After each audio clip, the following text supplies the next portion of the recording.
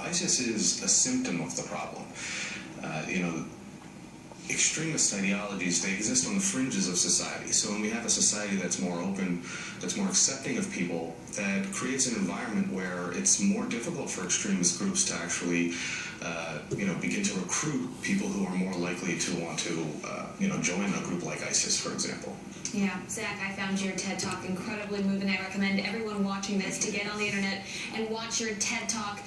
It's one thing to chart a different path from your dad, but it's another thing to speak out openly about what your dad did and how you charted a different path.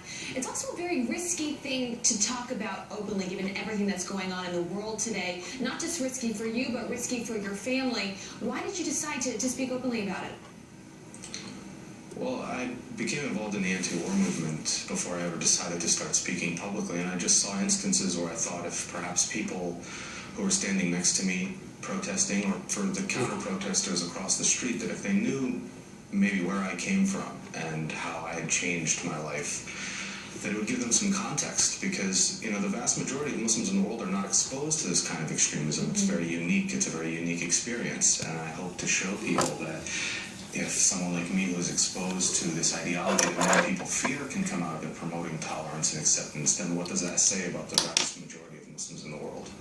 Yeah, and you talk about that exposure. I mean, one of the things that we know well about terrorism is that it seeks to do through information and theater what it cannot achieve through military objectives. So you can kill what is relatively a small number of people that may not have a military strategic significance, but terrorize an entire society and even get overreaction. When you look at what we're in right now, and you think beyond just the American reaction to what we've seen ISIS do, but the reaction, say, to, since you're a child and as a child you talk about rejecting some of this, what do you think about children, say, in Syria or Iraq right now, who are watching all of this happen and obviously feeling like they have to choose between some pretty dark options?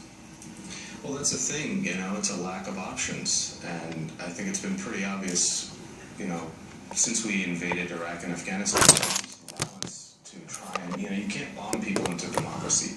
They have to go into it willingly, and, not every problem can be fixed with a hammer. We need to try and find a better solution, and certainly I don't think anyone would say that the environment there has been any better because we've spent the last 13 years there.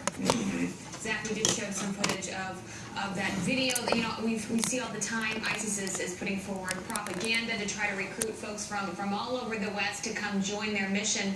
And to try to combat that, the State Department now has a Think Again campaign to show would-be terrorists just the harsh realities that they would actually face if they ended up becoming a terrorist. What do you make of all that? Is that the right way to combat this, by putting forward a campaign that shows people that their life would actually be pretty miserable?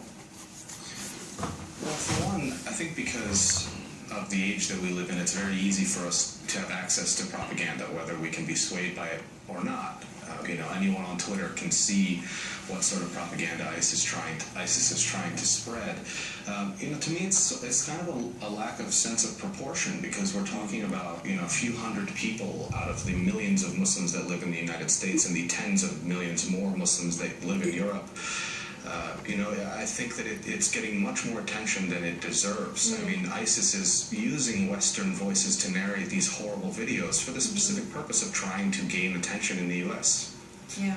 Zach, your story is incredible. Please check out the book, The Terrorist Son. Check out the TED Talk. Zach, thank you so much. Coming up, digging into the special ops option to take out ISIS, what our military's most elite can and cannot do. And next, new allegations in the Ray Rice investigation, plus who Roger Goodell is really playing to as the cycle rolls on for Monday, September 22nd.